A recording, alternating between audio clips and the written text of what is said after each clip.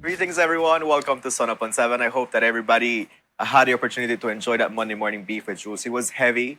And again, we extend to the condolences to the family of Derek Anthony, who died on police custody. So it's time for our third conversation on today's show. I'm thinking first. And oh my gosh, we're going to be having an enjoyable time because Madam Justice Lisa Shoman joins us today. Hello, good morning. Good morning. How are you feeling today? It's I'm feeling Monday. bright. Yeah? I'm feeling bright. It's Monday. I had my breakfast of Jules beef this morning, raw, Raw. but I like it raw. I know, Okay. yeah, I know why you cook the beef too much. All right. I like the beef marinate with that kind of way. juices, the kind of run. Yeah, and Jules always serves it up. He does. Yeah, He knows what he's serves doing, it right? up. So Because there's a lot I happening. confess myself a secret fan of the Jules beef. All right. I All love right. how you do it on national TV like this though. Yeah, Not a we big definitely thing. have the right attitude for a Monday. We were talking earlier how there's many moods that people have Yeah. on a Monday, but you definitely have the right I'm one a today. I'm a morning person, so this is pretty much the annoying me you get every morning. I once had a university classmate who used to say to me, "Not talk to me till 10 o'clock. You have too much energy in the morning." Hashtag stop it. Yes. Hashtag Renata. Oh, that is totally me though. Like all I the love energy it. and a bag of chips. Yeah. I But love it. like I mentioned, before the commercial break, I Don't think talk to me in the evening. I'm zero. Yeah. I don't want to see nobody. I don't want to hear nobody. you need coffee. I'm good. I already had my 2 cups for the morning. You had 2 cups? Any more and I will levitate. 2 cups of coffee. Good. Oh All my right. goodness. So you are ready for this I'm conversation. ready. So today we're talking about the digitization of the courts. Yes. You attended a conference in Singapore. I did. I Yeah? went along with Madam Justice Genevieve Chabot. Justice Chabot is one of the judges that is here with us from the Commonwealth. Okay. So she does have a bit of experience with courts that are more in the future than we are in Canada. So we both attended. And this is also coming on the heels of a 4-day course that the senior IT person and the registrar went to in the United States. Okay. And they also looked at systems, specifically IT systems, court management systems, Okay. because what we need to do is to propel ourselves into the future. I don't know how much people know about this, but we transitioned almost just before COVID and then immediately after the lockdown into a digital filing system. Right. So you no longer go to the registry with your lot of paper and Mr. Pennell write down the price and stamp it and then you go pay for it. What you now have to do is your lawyer uploads it. They upload an undertaking to pay, they upload the documents, and then they pay the fees once they get the invoice. That's how it works. If you don't have a lawyer, and now I'm talking about the Supreme Court, you will forgive me. What I say this morning, unless I say otherwise, is really limited to the Supreme Court. Okay. The Magistrates Court works the way that it always used to. Okay. And it too will have to go into the future. It's just not there yet. So Okay. at the Supreme Court, if you don't have a lawyer, you can go to the registry and ask for help in uploading your documents onto the Apex system Okay. so that then you're in case management, your files are uploaded, you're registered. And actually, what happens in practice, because we still manage paper files, complete with the little green treasury tags, which is, I don't know, anyway, better not say. Yeah. Yes, but all of that is still, they still have to provide a paper copy, so we still have a paper file. All right. Okay. But in effect, we have a system where you can go into Apex and see everything that has been filed and read it on your screen. Now, because judges are still working off laptops and we're not at the point yet, what we really need is 2 big split screens so you can manage your work by looking at documents on the screens. And if you are not in court, you can have the hearing virtually. You're still in a court session, but you are not in the physical courtroom. Why is this? Okay, when COVID started and lockdown went into place, Yeah. people think that the court stopped working. In fact, it did not. Yeah. And the most troublesome part is that for about 6 months, there were only 2 civil judges working. And the civil judges could work because we were doing hearings on Teams. Okay. At that point in time, the criminal court judges couldn't really function because there was no way to hold full trials and hearings, although after a little while, that too came into effect once it was a judge-only trial. Okay. Okay. But it's difficult because criminal justice is a little different, and it really requires the judge to be able to see the whole person, their nuance. I hear you. Yeah. You need to be able to hand them papers. So it's a little harder. So the criminal justice system was backlogged for a bit. Civil continued. And then Justice Westman James and I joined in September of 2020. Okay. And when we joined, we went full into virtual trials, Okay. like full. All right. People were attending via video link. The documents, everybody had them. We were referring to them because the great thing about Apex is it creates one document that everyone can see with one set of numbering. Oh. Right. So you don't have to fly all over the place for them. Well, page you the pan. Well, we still do that, but you know what I mean. It's at least one set of numbers that we can agree on, so we can all see the same document. So that was one of the perks of COVID, right? That into- was one of the benefits that COVID had for the judicial system, is that it forced us full into virtual courtrooms. Okay? So And so that was a huge impulse. But then when you've gotten the thing where you're dealing with your hearings virtually, what is the next step? What is the next step? what is the next step? The next step is to be able to handle everything online. Your scheduling, your filing, people seeing the documents, people attending court. Right now, Are we we there are yet? back to a just gonna ask. hybrid model, Okay. at least in the civil courts. I'll talk about criminal in a minute. A hybrid model means I don't go into court. The courtroom is very small.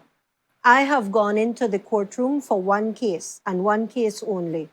That was one of the habeas corpus cases with Cuban nationals. And for that one, I'll tell you, I was double masked and I had an air purification system that I bought, put into the courtroom so people would be safe, because the courtroom is too small to hold everybody and the lawyers Okay. and the 7 people who were involved in the case and all of that. So I kept limited hours. I gave frequent breaks. I made sure the people who were involved had water, had whatever was necessary, and we powered through that. But what happens right now is I stay in my chambers, my office. I have my screen set up. The witnesses and the parties can choose to come to court or not. Okay. If they are witnesses, they must come to court. Okay. Every witness must come to court. Why? Because then we can hand them their statement on paper, the one where you sign and all of that. Okay. We have acquired a giant screen monitor about that size where we can work. And trust me, that's a giant for we. And what we do is we have people come in, swear them in, they give their evidence. Lawyers can come to court or not. If they don't come to court, they attend via video link. Okay. The same with their clients. They don't have to come and sit in the courtroom. And it's a matter of style. Some lawyers like to come to court and make the witness feel their presence. You know what I mean? Yes. Yes. That's- Some impact. lawyers are comfortable doing this virtually. But Okay. everybody is in the same virtual space at the same time. So was there some sort of preparation for lawyers to get into this hybrid or virtual? no. No? So Oh, so Not much. Full They in, just had yeah? to But just no feel no way. The judges neither. We've all learned on the fly.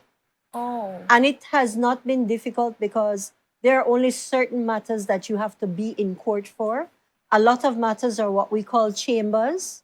We used to actually go in our courtroom and everybody come and the judge take them one by one and deal with their matters. I don't do that. I take the position that everybody's time is valuable. So I treat them like if I had a air traffic control, 9, 9:30, 10, 10:30, 11, right so. Yeah. And if I think it's going to take half an hour, you get half an hour. If I think it's going to take an hour, I give them an hour.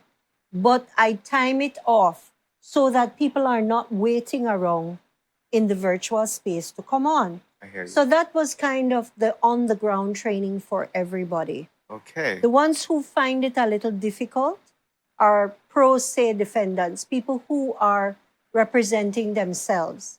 And we try to help them. We tell them, if your internet is not good, please come into court, we will help you. Yeah, that's what I was thinking of. We had a problem because we were not in a fiber optic network in court and internet was spotty.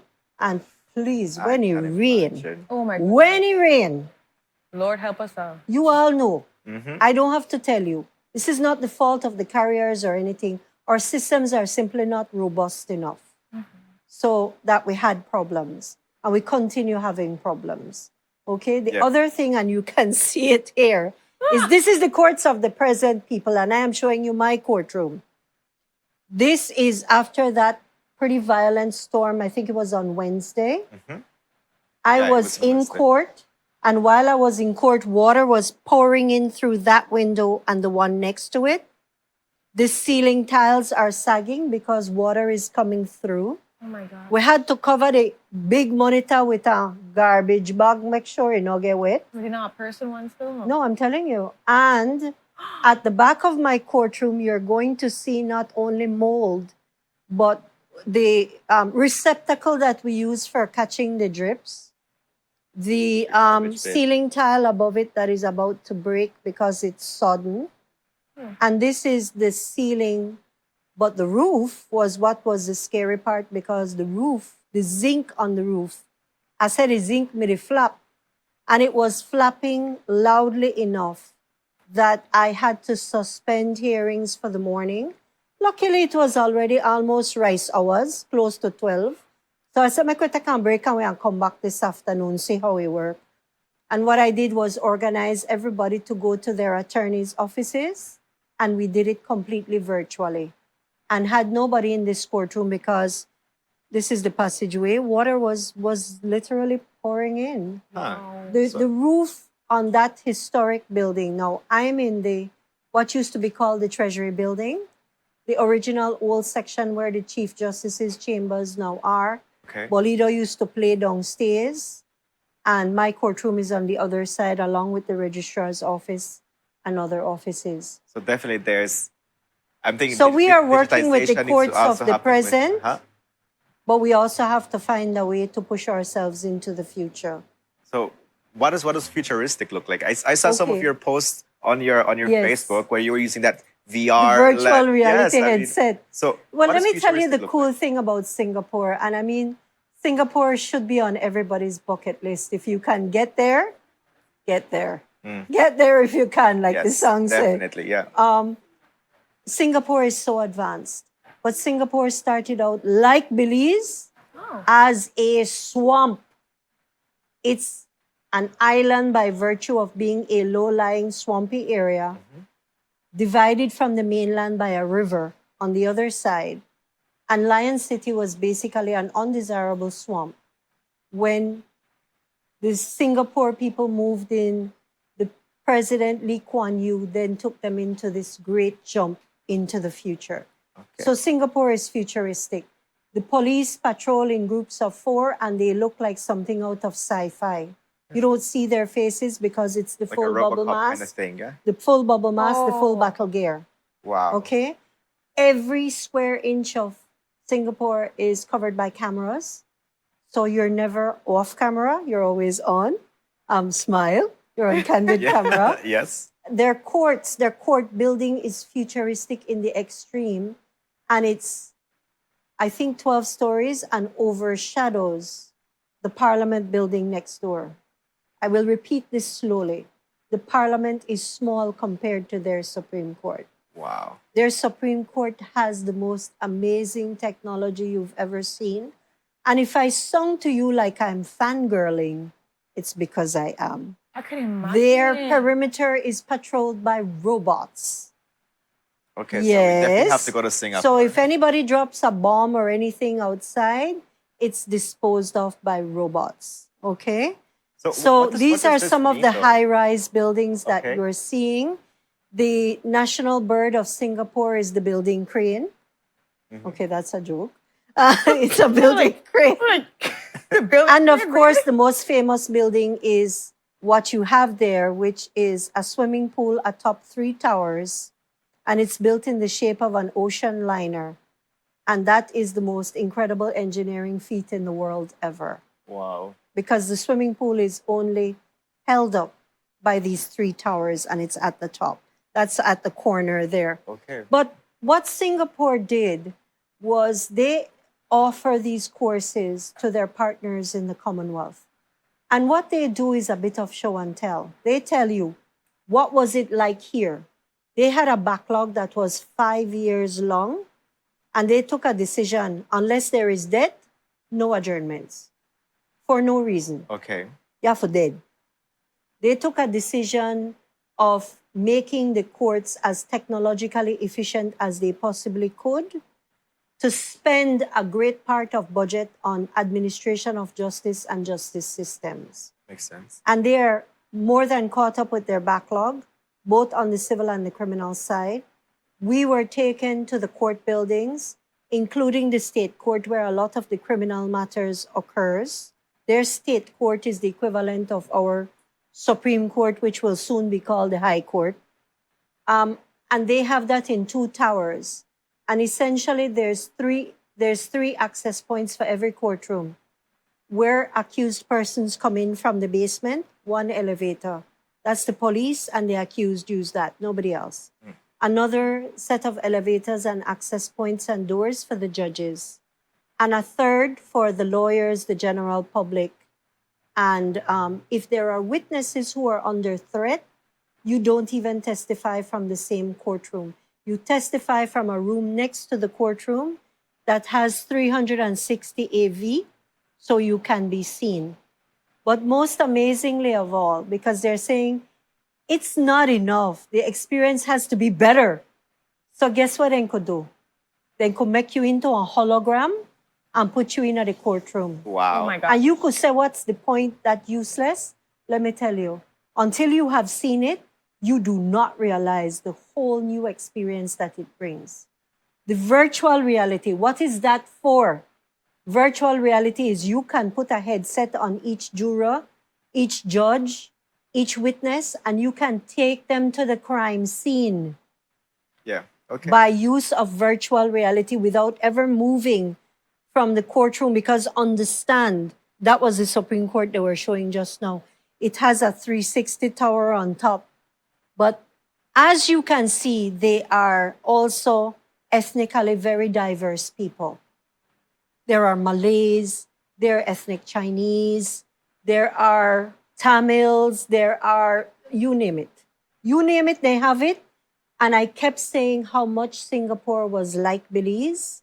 I could see the points of similarity. Okay. The points of difference are so obvious. Their advancement, their technology, their entire economy is based on creating wealth out of nothing, because Singapore is the size of one of our smallest districts. I will repeat that slowly. The name Toledo, Singapore is the size of Orange Walk district. Wow. Understand? Every square inch of land is valuable. So they can't build out, they build up. Build up. Yeah. Oh, and down. The engineering is down. All the malls have underground areas that are linked by passageways, so you don't have to be out in the heat. Wow. But the courts are amazing because they have chosen to be able to use technology to get the best possible justice system that they can. And they want to make it user friendly. When you go into their Supreme Court, you have to talk to nobody if you don't want, you know. They got a bank of screens, and you could touch screen, forget any information you want, including what courtroom you're supposed to be in. It will tell you the steps you have to take to sanitize, to enter, all of that. Yeah. And nowhere in Singapore can you walk around without masks. So what I liked about them is they showed us where they started from, Yeah. what they have done to get there, and what they say to you is, we're sharing our experience, but it is not for us to tell you what you need. So one of the exercises was to get into groups and work on problems and try to find solutions. So I was in the group that was dealing with Rwanda. And as it happens, Rwanda has a horrible backlog problem. We had to identify what was the problem, how we could work on the problem, what it would take to fix it, and what was the end goal. Okay. And the entire case study is something that is completely applicable to Belize. Oh. So back to the courts of the present in Belize. In Belize, the biggest backlog is in criminal matters. Okay. Because in civil matters, we are hearing 2020 and 2021 cases, 2019 cases, in some rare exceptions, cases that are older than that. But they are worked on. Okay. There are at the moment, four full judges of the civil court. There are 4 full judges of the criminal court, but because they were limited in what they could do during lockdown and thereafter, they've only now gone back to full trials. So you're starting to hear Justice Lam hearing cases, Okay. of course, Justice Sancroft hearing cases, and of course, Justice Lord is still sitting, Justice Moore is still sitting, and Justice Komabach is sitting. We have a full bench of 5 Great. for the first time in a very long time. And that started in January of this year. I'm curious, Madam Justice. So we're talking about Singapore and how futuristic Yes. it is, and I'm imagining the building as you're explaining Yeah. it, and I can see the value that they're putting to Yes. their judicial system, Yes. right? So I can definitely see that is an incentive to make things better. You can see It's how a things. decision. Here's the thing, Kevin. If your economy is based on attracting the wealthy companies of the world to use you as a base, you have to have, and forgive me for the expression, you have got to have a kick-ass system of justice. There's no other question about it. They are justly proud of their justice system, but the budget of the country reflects it. Right. When I was a senator in 2016 and reviewing the budget, we spent 1.6% of our national budget on administration of justice.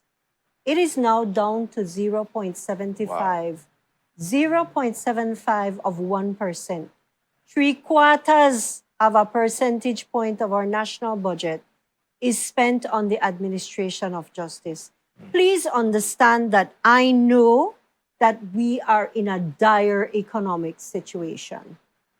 I understand that. I support the idea that the vast portion of our budget has to be spent on things like education, even national security, meaning police, defense, Coast Guard, all of that. I get that. Yeah. But you cannot expect champagne justice past Sky Juice I packet. hear you. I hear you. Factuals. Yes. That is a reality. The Attorney General agrees, and I know that the Attorney General is committed to being able to find ways creatively through this economic crisis. And that is obviously a short to medium term solution. But long term, we have to decide what we want. Yeah. How is We that looking? can't only survive on tourism and agro-industry. I think we need to make up our mind to become the Singapore of Central America and the Caribbean. And make I tell you, if you think it's a dream, I know it's not a dream. I know it's not. This is the midpoint between the Caribbean and Central America. Yes, yeah. Nobody should make us pick what we want to be. Factually, we are both. Yeah. Yeah. The pencil of geography has no eraser. We there where we there. Let us therefore exploit where we are, and we could become better than Panama. That's not a dream, that's a reality. It can be done. But also the reality too is, Madam Justices, we have a lot of backlog, so we need to make serious investment. Okay, what do we do? yeah. We are limited in a sense by certain things. Yeah. One of the things is the size of the budget. The other is recruitment of judges. Good judges don't just spring up out of the ground raw. You have to get people who are committed, people who are trained. I tell you, I jump in there, I was not trained, except by some very senior judges already in the system. And without that, even with my 32 years of being a lawyer, I would have been lost. For the last 12 years, I was a senior counsel before I came on. So me know what you're supposed to do in a court. But when you know what you're supposed to do as a lawyer, and when you are the judge, two different things. Yeah. Yeah. So thanks to the orientation and training I got at the beginning, Justice James and I, but also thanks to several online courses, webinars, Zoom meetings, we've been able to upgrade our skills. What I want to do is to do a full-on immersion course. And places like Singapore offer that. Okay. Oh, wow. I want to go on and do a master's in judicial studies because my commitment is to make this country's judicial system the best that we can be in the Caribbean. Because let me tell you, under Chief Justices like Abdullah Conte, continuing under Benjamin, continuing under Madam Justice Arana, we have put out some cutting-edge decisions in the Caribbean. The Maya land rights cases, Okay. the San Jose cooperative case, the Caleb Orozco case, the Alberto Veos case. All of these are landmark decisions. Yeah. And they have left their impact not just on Belize, on the Caribbean, because we have one jurisprudence that we are growing. So our cases are not binding, but they're highly persuasive. And if they go to the CCJ and they then become precedents for places like Barbados, like Guyana, who also subscribe to the original jurisdiction of the court. You see? Wow. Yeah. Okay. So we have the potential to be all of that. We have the ability.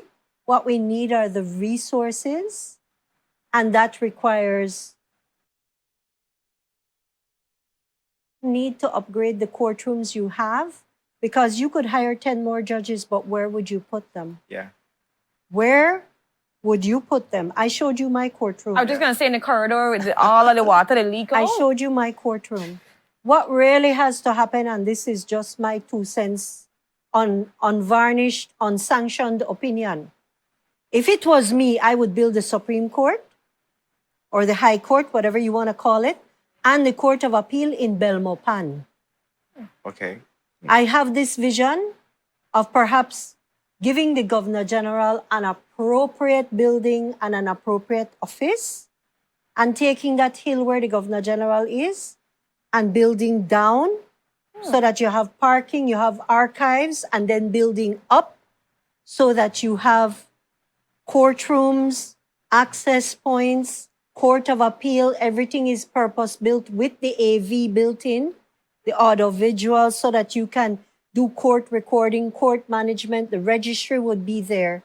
And you still keep Belize City for magistrates' courts, Yeah. Belize Central District Criminal Courts, but everything would take place in Belmopan, and no, people don't have to come because you could do it virtually. Virtual. You know, like I'm hearing you, and it's a convenience. good thing you went to Singapore because you saw all of those things and you can. I saw it before. What I wasn't able to quite get my fingers on is how it could be done. And when I went to Singapore and they showed us how they started, what they were when they started, and how they got where they're going, listen, then it talked How about long do did it like take? China. How long did it take for? It took them Uh-huh. 40 years. Okay. We is not going to do this overnight. No, definitely. But you have to One start now. step at a time. We've gotten to a point. We now have a virtual case management system and a virtual filing system. The problem is they don't talk to each other. We need to build a bridge. Yeah. You know, like the thing we got from credit union from one side to the next? Yes. A bridge, a digital bridge. So they talk. We need to fix our present infrastructure. They are historic buildings, but maybe we need to think that it is uneconomic to fix them and retrofit them for the courts of the future. So I think we need to be thinking about a purpose-built building. Yeah. You know how any building can be a hospital? Yeah, any building can be a court neither. Right. It requires specialized setups. So I understand I'm talking 20, 25 years into the future. We can do this. We can do it for sure. We definitely We can. don't have to reinvent anything. The technology, the knowledge, the support is out there. What we need to do is to tap into the resources and to get it done. I really want people, because I know there's some people who are like, this seems like a dream, but It's not a dream. it's a vision. It's doable. It's And not it's a dream. doable. It's not a vision. Let me tell you what it is. It is knowing that you have to have a plan. Yeah. It is working on the plan with all available stakeholders. Can we just get my own ideas? Yeah. And they might not be somebody else's ideas, and somebody might say, Shoman, really, you got too far. Because you see, Gotta go you too see far. in other places, right? It's Correct. It's So if there. it- You know, Yeah. Done there. Rwanda is at least 10 years ahead of us. For those of you who tend to think that Rwanda is backwards, they are so far ahead of us. They're about 10 years ahead. But the head of the judicial institution that does training has said to me, talk to me. We can help you. We know your problems. We were there 10 years ago. We were there 5 years ago. We're not there now. We still have a backlog problem, Yeah. but we already have a plan to work on it. Yeah. Singapore is giving us technical cooperation, not money, technical cooperation, the know-how how to do it. And once we learn to do it and we do it, we want to share that with other countries. Definitely. Yeah. So it's not, I don't like words like dream and vision because that seems to run in the face of what is reality. Yeah. This is reality. This is reality, yeah. It can be achieved. What it requires is commitment, dedication, a bit of evangelization, some faith, and 99% of just hard work. Yeah. Hard work Yeah. to get it done. Definitely. Yeah. So, Yeah. Madam Justice, we want to thank you so much for giving us a new way of thinking about these things, opening Yes. our eyes up. Because we went to Singapore, we didn't, Yes. but we got a little glimpse of it Yes. too as well. So I think there's a lot of things people are thinking about right now when it comes to where we can be and the possibilities of us being there too as well. And there's some safety things that we have to talk about because we've had some situations at court that we not talk about too much, especially in the magistrate's court. People will notice now that you can't drive into Treasury Lane. Why? Because there is a security issue. I think they will eventually end up putting a metal barrier and then they will have to lift that to let you in. Oh. The access point is now on the other side by the church, by the Presbyterian church. And I think civilian vehicles can drive in through there, but you still can't come into a restricted space. Okay. And if you think that is a matter of complaint, you should see what it's like in Singapore. You got to park on a parking lot about maybe half block away. Oh, wow. Except Wow. for the judges who drive into an underground parking, and then they are taken safely. Okay. We have to take things like safety and security seriously Definitely. because the time will come when our judges are under threat. Yeah. I understand some of them are currently being guarded because there is murmuring and it is being monitored by the police. Yeah. Criminal justice judges are most at risk, but this is why we have police drivers and security because the risk is real, Definitely. you know? Yeah. So we are working as hard as we can to be able to push the courts into the future.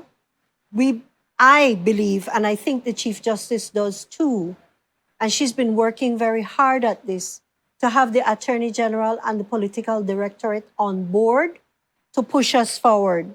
The government partly funds people like me to go to Singapore. Singapore pays everything, but they paid the airfare for me to go. All right. And my job is not just to go there, soak up the atmosphere, eat the good food, and have a good time, right? Yeah. It's to do the work, come back, do the report, do the evangelization, and show Belizeans what is possible. Yeah. We have the drive. Yes. We have the talent. We have the determination. And I believe that the political directorate has the will to get this done. I see it. Yeah. And so it's to say to Belizeans, understand that we are painfully aware that you are not getting the best experience out of the courts. Understand we know that. Understand we are committed to fixing it. And that's at all levels. Supreme Court or High Court, Court of Appeal, Magistrates Court, Family Court. It all has to be a concentrated effort to pull our justice systems up and make sure that Belizeans are getting the best quality justice because they deserve no less. Wow. Most Thank you definitely. so much. Those are really good words to end up this I segment. know, I'm So we thank you so loving much for your time and giving us this insight to what futuristic and doable and rightly. The evangelizing. Yes, Because that's knowing important. what's happening. What's going Come on back today, and we yeah. just You have to to enjoy the be- good food. yeah. And see all of the Exactly. amazing buildings in Singapore. We're coming back to share the message, and I'm sure Yes. people can appreciate it. Yes. Thank you so much, Madam. You're Justice, for very being welcome. here. The Thank bar you. will get at their own webinar. The registrar, myself, and Justice Shabbat will organize something. Oh, nice. And because we want their feedback on what they want, what are the problems, what are you seeing, what do your clients complain about? So it's all part and parcel of work that is taking place to make things better. All right. We're going to Thank see you, this thank happen. you. It's going to be Yes. unfolding, guys. Don't just think it's a dream or a vision. It's a plan. We can execute this. We can get there. But we also Amen. have to get into a commercial break because we also have one more segment left that's super exciting. We're going back to school, and Miss Annie is going to tell us exactly how to do it when it comes to parents helping their children cope into the new times, pre-COVID into still COVID, and we're going back into the classroom. So stay tuned for that exciting conversation. It's for everybody, not just parents, teachers, students. Please make sure you pay I will attention. throw out one there for Jules. Makahiyan. Ann Palacio, Ann Cuvas Palacio, and I need to be on an uncut with Jules. We are double banker. All right. I cannot wait. Drop the mic. We must set this up immediately. And with that, guys, we go on a commercial break. It's in the making. It's in the making, okay? Because we will challenge rules to that. Jules And so heard with you. that, we must challenge a commercial break, but we'll be right back. Stay tuned.